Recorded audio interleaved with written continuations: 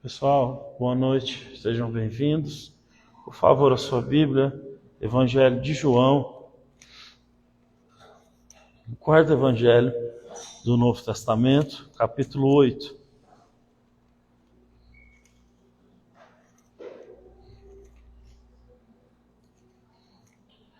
Eu tenho a palavra de Deus, eu sei que Jesus vai falar aos nossos corações.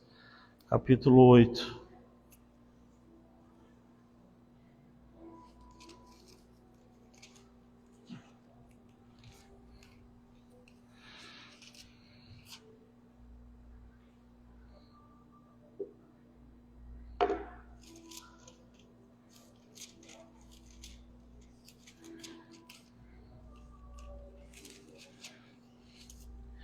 Então vamos lá, está escrito assim, capítulo 8, verso 1. Jesus, porém, foi para o Monte das Oliveiras.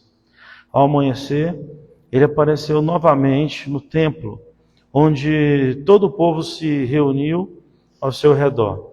E ele se assentou para ensiná-los. Os mestres da lei e os fariseus trouxeram-lhe uma mulher surpreendida em um ato de adultério. Fizeram-na ficar em pé diante de todos e disseram a Jesus: Mestre, essa mulher foi surpreendida em um ato de adultério. Na lei de Moisés nos manda apedrejar tais mulheres. E o Senhor que diz? Eles estavam usando essa pergunta para trazer uma armadilha para Jesus, a fim de terem uma base para acusá-lo. Mas Jesus inclinou-se e começou a escrever no chão com o dedo. Visto que continuaram a interrogá-lo, ele se levantou e disse: Se alguém de vocês estiver sem pecado, seja o primeiro a tirar uma pedra. Inclinou-se novamente e começou a escrever no chão. Os que ouviam foram saindo, cada um de uma vez, começando dos mais velhos até os mais novos. Jesus perguntou à mulher, então, pôs Jesus a perguntar: Mulher, cadê os teus acusadores, os que te condenavam? Ninguém está aqui mais, disse ela. Declarou Jesus: Eu também não te condeno, agora vá embora e não peque mais, não viva mais na sua vida de pecado, ok? Vamos fazer uma oração. Senhor Deus, este é um texto famoso, um texto muito mal interpretado, é um texto que o Senhor, ó Deus, certamente está nele, e eu quero te pedir nesse dia de hoje graça, sabedoria, para que o teu nome seja glorificado, a nossa fé possa crescer, essa igreja seja instruída no poder, ó Deus, do Espírito Santo da palavra.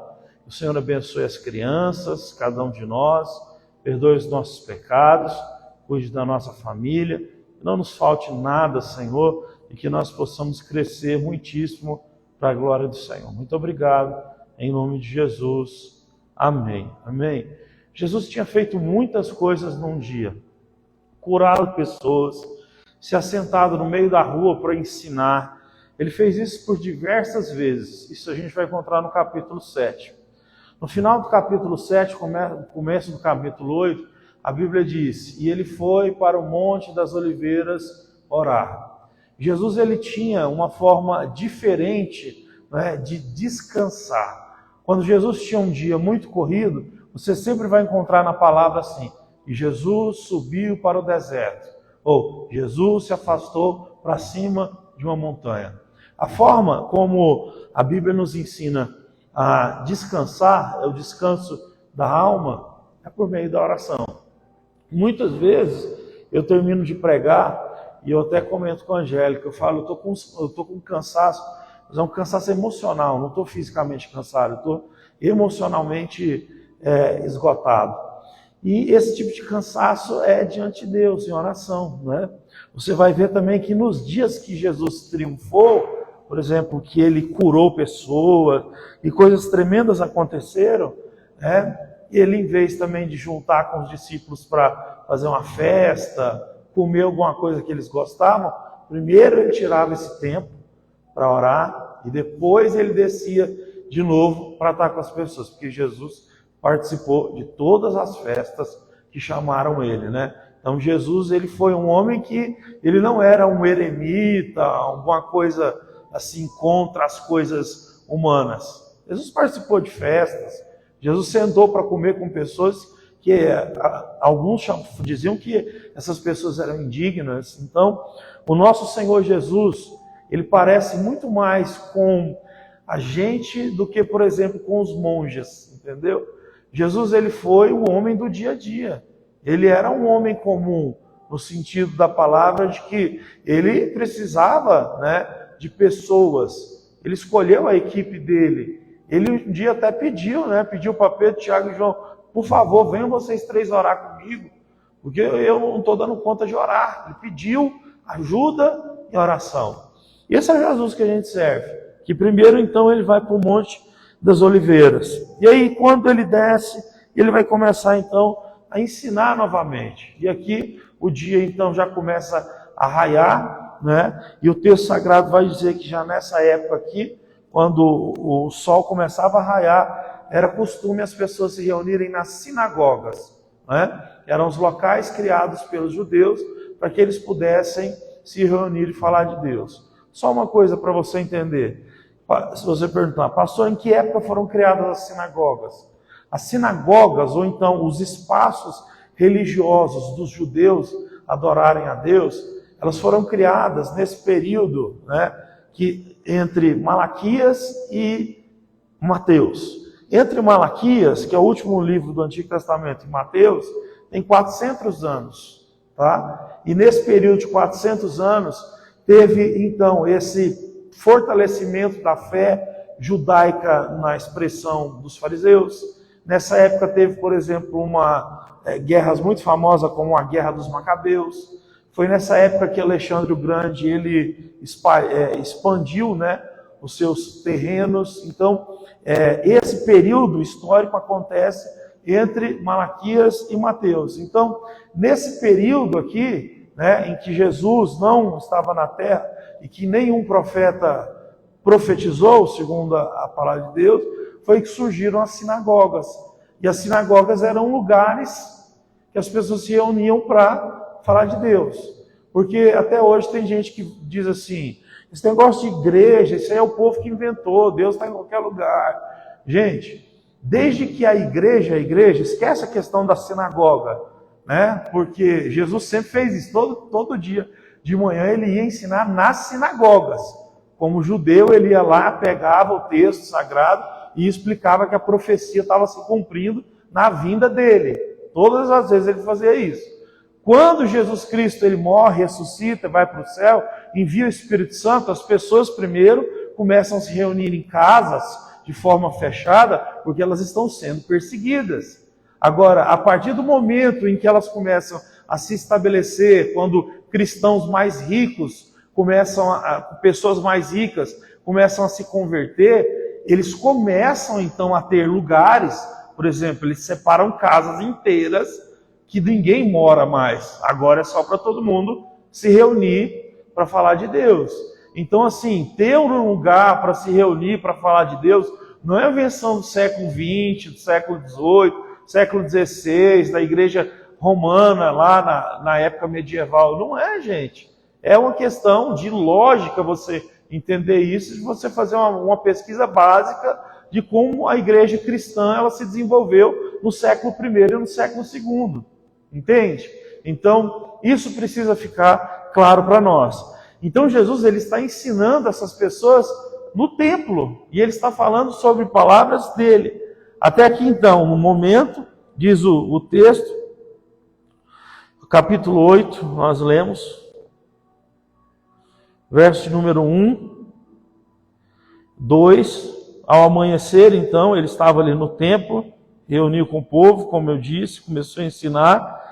Os fariseus e mestres da lei, eles trouxeram uma mulher surpreendida em adultério. Aqui a gente tem um problema. Como é que eles pegaram essa mulher?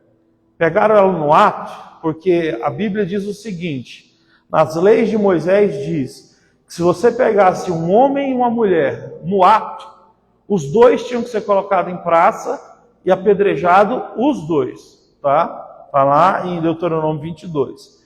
Esses caras aqui, os fariseus e os mestres da lei, eles trouxeram essa mulher na frente de Jesus, pega em adultério, e disseram que ela foi pega em adultério. Aqui a gente tem um problema muito grande, né? Que tem uma construção. Assim, eu vou te dizer isso para você entender. Esse texto aqui, ele é tão complicado nessas questões, nessas coisas pontuais, que grandes homens de Deus que dedicaram a sua vida inteira para estudar a Bíblia, a arqueologia, para estudar os manuscritos antigos, muitos têm dúvidas de como esse texto ele é correlacionado, sabe? Existem algumas pessoas que são assim respeitadíssimas, assim como um dos maiores intérpretes bíblicos, que eles nem consideram esse texto um texto para ser pregado na igreja por causa do tamanho e da complexidade dele, entendeu? Porque ele joga a gente de um lado, joga a gente de outro, e não é fácil sair daqui. Então o que acontece? Quando essa mulher é colocada na frente de Jesus, eles estão querendo uma coisa, né? Os fariseus querem uma coisa. Eles não querem que a lei seja cumprida, eles não estão nem para essa mulher, tá? A gente nem sabe se eles estão falando a verdade que essa mulher, né, foi pega no ato de adultério. O que eles querem, o texto deixou claro. Eles querem pegar Jesus em algum tipo de acusação.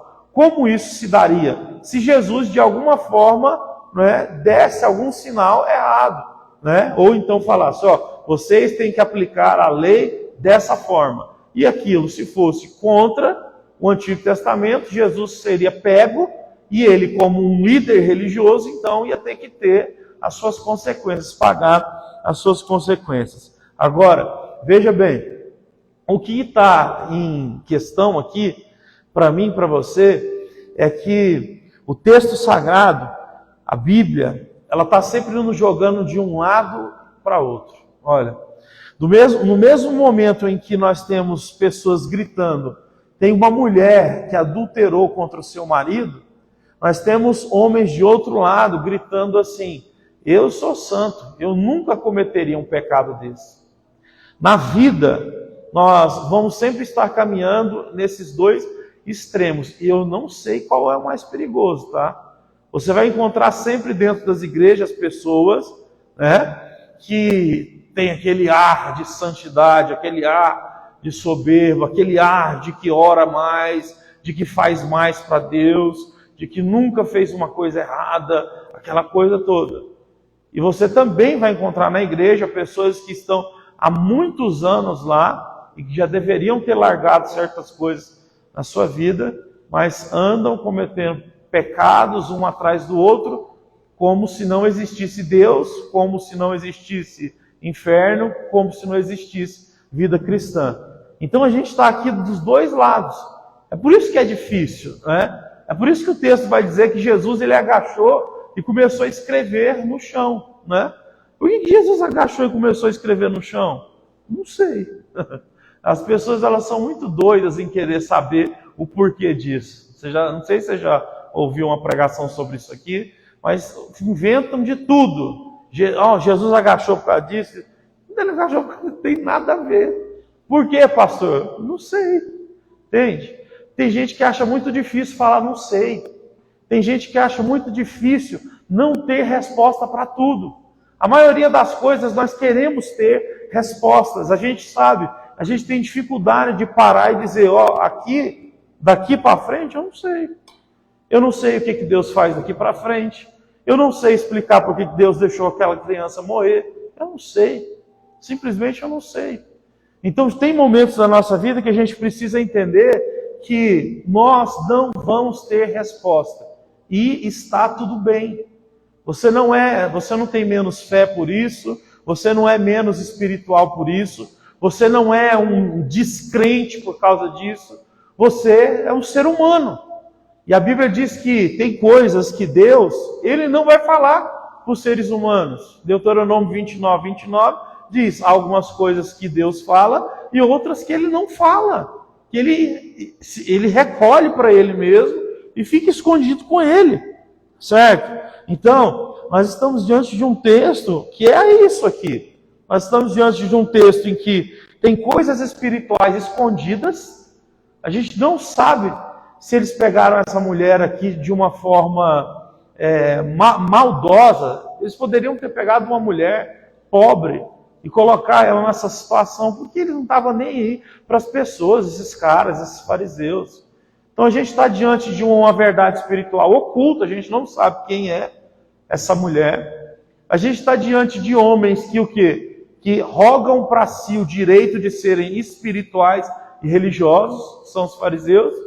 E a gente está diante do nosso Senhor Jesus Cristo, que aqui é o representante do quê? Da graça. Ele sabia o que tinha acontecido. Os outros não, mas ele sabia.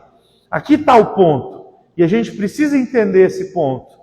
Nós temos dificuldade em falar da graça de Deus quando nós olhamos para o mundo que nós vivemos, né, onde parece que a libertinagem dominou as pessoas. Né? Eu tenho visto um pregador que já tem muitos anos de ministério, mais de 50 anos de ministério, e ele diz assim: até os meus 20 e poucos anos, todas as minhas pregações era só batendo nas pessoas. Pá, larga o pecado, pá, pá, pá. E ele se achava, né, espiritual, importante por causa disso. E ele começou a perceber, estudando a Bíblia, amadurecendo espiritualmente, que as pessoas precisam aprender mais sobre a graça de Deus. E a graça de Deus não tem nada a ver com esse tipo de liberdade que é dado para as pessoas aí fora, quando elas vão fazer coisas erradas, como consumir drogas, e entregar o seu corpo a alguma coisa que não é de Deus, não é cristã, por assim dizer. Então, o nosso Senhor Jesus Cristo aqui, ele vai se ajoelhar, ele vai colocar a mão no barro, e ele vai perguntar para esses caras: olha, aonde é, ele vai perguntar para a mulher depois, onde estão os seus acusadores? Ele vai perguntar para esses caras, e os pecados de vocês, aonde estão? Vocês têm pecado? Ou quem tem pecado, atire a primeira pedra. Né? Essa frase se tornou muito famosa e infelizmente ela é usada pelas pessoas que estão errando no negócio. Né? Então a pessoa, ela, por exemplo, ela faz tudo que não deve e aí depois vira para você e diz, né? Quem não tem pecado que atire a primeira pedra. É a distorção que eu estou dizendo. Esse texto ele é tão difícil de lidar com ele, que geralmente quem usa ele usa para fazer o mal. São pessoas que o quê? Que chegam diante desse texto e dizem assim: você não viu que até Jesus perdoou a prostituta? E você está aí, não quer perdoar isso, não quer perdoar aquilo? Entende? Eu já vi pessoas fazendo isso. Eu já vi uma vez, não era eu que estava pastoreando a situação, era outro pastor, em que o marido, ele agredia a mulher, a igreja estava mediando o caso, né? E a orientação do pastor para essa mulher não queria ficar casada. Ela estava vivendo, ela estava vivendo, apanhando mesmo, sabe? Não era uma causa que aconteceu. E aí o aconselhamento era: não, você tem que perdoar. A palavra não diz que a gente tem que perdoar. Olha aquela mulher, né? Jesus disse para ela, né? Onde estão os seus pecados? Vai, não peques mais. Né? Será que você também não tem pecado? Será que seu marido também não fica nervoso? Né? Então a gente não pode pegar pedras e atacar ele. Né? Assim como você tem os seus erros, ele tem os deles. Gente, não justifica. O cara está batendo na mulher, não justifica o pecado dele. Ah, mas a minha esposa não está cozinhando, isso e aquilo. Não justifica. Se o cara está metendo a mão na mulher, tem que ligar para a polícia. Tem que pegar essa pessoa, ligar para a polícia e denunciar. Entende? Então, esse texto aqui fala com a gente de uma forma muito especial para a gente começar a colocar peso nas coisas, nas atitudes, né? Peso nas situações que a gente passa. Porque esse texto aqui meio que parece que nós tiramos o peso das coisas. Parece que se você chegar em alguém e se equivocar dizendo para uma pessoa: olha, se levanta, aí é o meu lugar. e você estiver mentindo, parece que é o mesmo peso de você matar uma pessoa. Hoje em dia as pessoas estão loucas, elas usam, né, o texto que diz, né, Jesus falou em João capítulo 7, né, não julga para não ser julgado. Primeiro olha para si mesmo, para você tirar do seu olho a trave, para depois você tirar o cisco do olho do seu irmão. A Bíblia sempre vai nos levar a olhar para nós primeiro, né? Olhe para si, como é que está a sua condição espiritual, né? Então, o papel é o seguinte: primeiro nós nos examinamos. E outra coisa, a gente tem que sempre se perguntar, por que a gente está querendo resolver essa situação? Eu sempre faço essa pergunta, por que eu quero resolver isso? A vida já é tão cheia de problemas, por que eu quero me meter nisso? Eu estou fora, eu quero, sabe? Só que às vezes a gente é tão sem noção e a gente não percebe que nós temos uma trave no nosso olho, algo tampando o nosso olho, que a gente quer resolver tudo. Aonde a gente está, a gente quer dar o palpite, a gente quer dar a posição. Sai fora disso, para de problema com isso. Tem um texto em Provérbios que diz assim, que quando você se mete em briga alheia, em confusões alheias, é como você ver um cachorro feroz e tentar pegar ele pelas orelhas no meio da rua. Você vai tomar mordida, entendeu? Você vai passar coisa que não precisa passar. Deixa esse cachorro correr para lá, segue a tua vida. Eu e você não fomos chamados para carregar a cruz de ninguém, não. Jesus é que carrega a cruz. Então, assim, eu sempre falo isso, tem gente que anda carregando a cruz dos outros. A minha resposta é, solta, você não precisa disso. Eu não preciso disso. Se essa pessoa não aceita nem Jesus cuidar dela, vai aceitar você. Você acha mesmo que alguém pode te amar sem amar Jesus? Não dá, sabe? A gente tem um ego muito grande quando a gente, né, pensa que uma pessoa vai nos amar, sendo que ela não ama Jesus. É claro isso, né? É muito claro isso. O adultério espiritual, ele pré-existe do adultério físico. Em Israel sempre acontecia isso. Israel começava a adulterar espiritualmente, começava a adorar deuses pagãos, e logo eles iam para as infidelidades conjugais, as infidelidades comerciais, e por aí vinha, entendeu? Então é uma escada, é uma descida. Então, para não ficar longo demais, Jesus ele vai dizer para ela que ela deve ir embora, mas ela não deve pecar mais. Eu não sei o que ela fez, mas uma coisa Jesus está dizendo para ela: se você se levantar e for embora, você não deve fazer algo que é pecado, né? Então, provavelmente essa mulher pecou, mas a gente não sabe como ela pecou, se ela foi pegada num ato de adultério ou alguma coisa nesse sentido. Todavia, o que o Senhor Jesus disse para ela é para ela ir embora e parar de pecar. A pregação da igreja é essa, sabe? A pregação da igreja hoje em dia tem que ser essa. Olha, você está olhando para Jesus. Jesus, ele perdoa o seu pecado. A Bíblia diz que a gente tem que perdoar 70 vezes 7. Nós somos chamados por quê? Porque se a gente cair, Jesus está com a mão estendida para nos levantar. Ele nos ama, Ele é o nosso Pai, Ele é o nosso amigo, Ele é o nosso consolador, Ele é o nosso médico, o nosso advogado, Ele é o primeiro e o último, Ele é a pessoa mais preciosa que existe. A gente não precisa ter medo dEle. Ele está do nosso lado, caminhando como um irmão mais velho em que a gente se espelha, né? E quer ser igual quando a gente crescer. E a gente vai caminhando dessa forma. Então, nós podemos ser felizes com Jesus. Agora entenda, quando nós cairmos, quando a nossa carne fraquejar, a gente precisa se levantar não como se nada tivesse acontecido.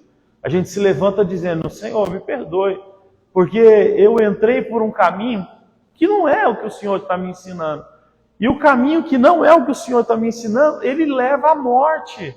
É o que a Bíblia diz, né? Há caminhos que parecem ser justos, mas o final leva à morte. Gente, pensa bem nisso. A vida ela passa tão rápido, mas tão rápido, que talvez as pessoas, né, as pessoas mais velhas se elas pudessem transferir para nós, que somos mais jovens, tudo que elas aprenderam, né, seria uma bênção. Eu não sei se você leu no texto, ou se está aí, ou Célio, num dos últimos textos, quando Jesus falou, né, quem não tem pecado atire a primeira pedra. E aí a Bíblia vai dizer assim, que dos mais velhos aos mais moços, eles começaram a largar as pedras e ir embora, né? Os mais velhos, eles ainda estavam numa postura de pecar, mas eles não pecaram e foram os que saíram primeiro. Então, ainda que a gente chegue na velhice, ainda vai haver tolice no nosso coração, ainda vai haver coisa errada, precipitação, vai haver essas coisas. Mas nós vamos conseguir sair delas mais rápido, como aconteceu aí, né? Então, os fariseus também foram embora, porque eles não têm nenhum tipo de poder diante da graça de Deus. Então, quando você fala da graça de Deus, cai todo tipo de legalismo, todo tipo de mentira, todo tipo de pecado, tudo isso cai diante da graça de Deus. Não existem pecados que não são perdoados por Deus, não existem pecados que resistem à graça soberana de Deus quando ela é derramada sobre nós. Essa graça vem de uma maneira tão forte, tão abundante, e nós recebemos tanta bênção espiritual de Deus que a nossa vida já não é mais um flagelo. A nossa vida, sabe, é como Jesus disse, do interior de vocês vai fluir uma fonte de águas vivas. Vocês vão querer Deus, vocês vão orar a Deus, vocês vão andar perto de Deus, vocês vão querer andar com Jesus, não só no domingo na igreja, mas na segunda-feira, na terça, na quarta, na quinta. Então, é essa graça que Jesus deu para essa mulher. Então, esse texto não é para mim virar para ninguém e dizer, olhe, você que não tem pecado, atira a primeira pedra. Esse texto não é para que eu use contra alguém que me pegou num ato de erro. Esse texto é para que eu olhe para Jesus e diga, quão grande é a misericórdia e a graça do nosso Senhor Jesus, que é capaz de perdoar uma mulher num pecado. Ela ia ser morta e Jesus o quê? Tirou ela da morte, prefigurando o que aconteceu na cruz. Jesus morreu na cruz para que a gente não precisasse morrer. Você conseguiu entender? As pessoas usam a palavra então de forma distorcida. É por isso que esse texto é tão difícil de se pregar, porque as pessoas elas estão sempre querendo usar a Bíblia para se beneficiar e não para falar sobre esse grande Deus Todo-Poderoso. Eu vou encerrar aqui e dizer, olha, a nossa vida, gente, ela é muito curta. E a gente precisa então, sabe, não é se aproximar de Deus e obedecer Deus naquela coisa assim, radical. Agora eu sou um radical, eu sou praticamente um xiita cristão, né? Não é isso, sabe?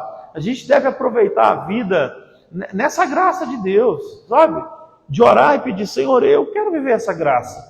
Eu não sei até onde a vida vai, eu não sei até onde o mundo vai, eu não sei o que vai acontecer amanhã, nem 2 meses depois, eu não sei. Então me ajuda a viver o hoje com essa graça espiritual. Porque se essa graça espiritual cair sobre mim, eu sei que as outras áreas da minha vida vão ser alcançadas. Só para a gente terminar, como é que é a formatação da nossa vida? A vida espiritual é a parte mais profunda. Depois vem a nossa vida da alma, né? A nossa psique, né? Ela está aí.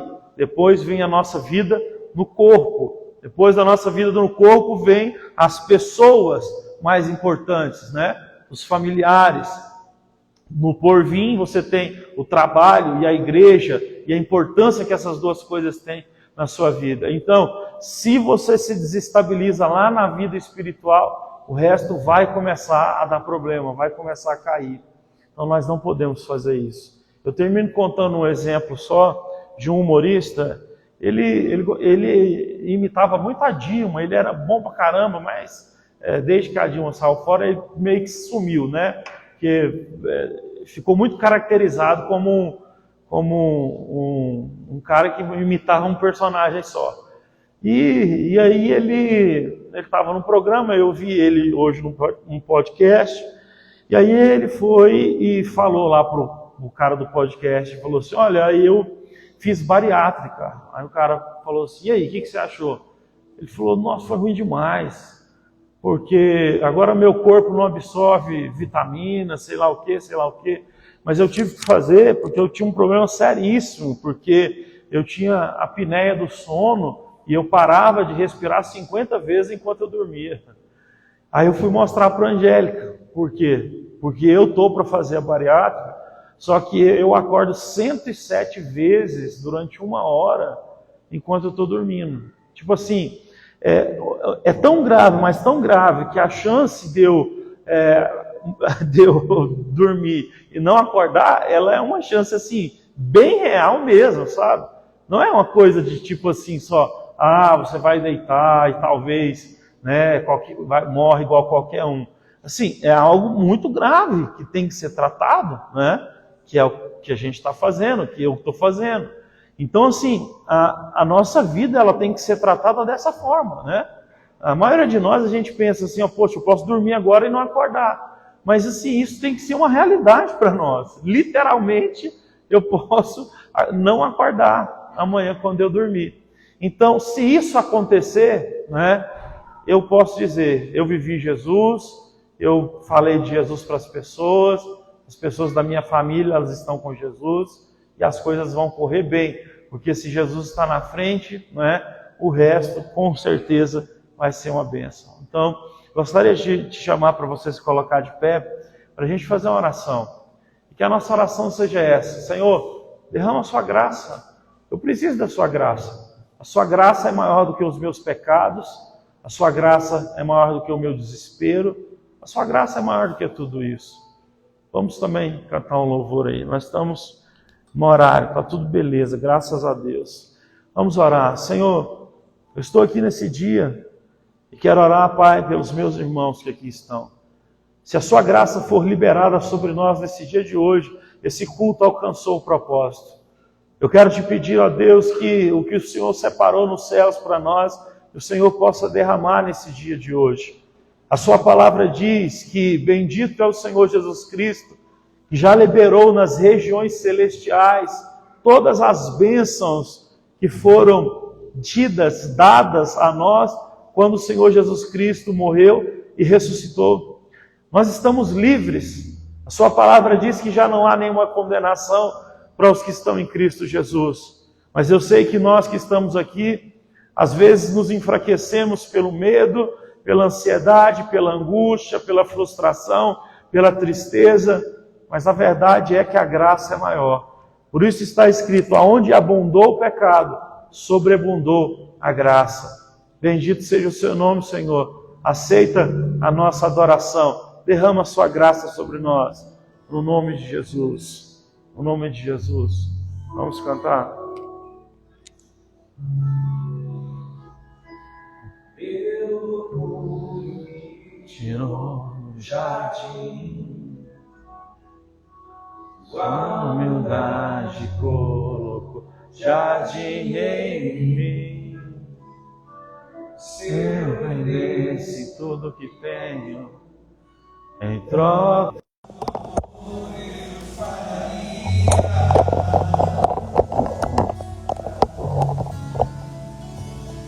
pois o amor não se compra, nem se merece. O amor se ganha, de graça o recebe. E eu quero conhecer Jesus.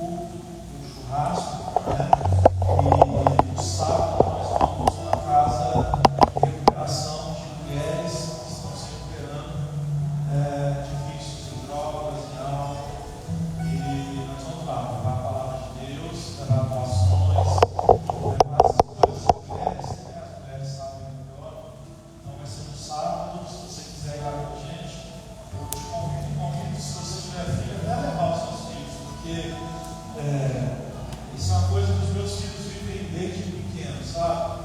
E te garanto que muda, a visão, né, vai sendo aprimorada, vai sendo tocada. A vida não é só o que eles vivem ali dentro da nossa casa. Bom, vamos falar então. Senhor, nós oramos, te agradecemos pelas ofertas, pelas contribuições. Abençoe essa semana, abençoe a semana que vem, abençoe, a Deus, os cultos que nós vamos ter, abençoe, Senhor Deus, toda a comunhão, todos os momentos de graça, de paz. Quero te agradecer por tudo isso, muito obrigado. Quero te dar toda a honra, toda a glória, todo o louvor por esse momento, Pai, em nome de Jesus. Que não falte nada para ninguém, falta de trabalho, que não falte saúde para ninguém.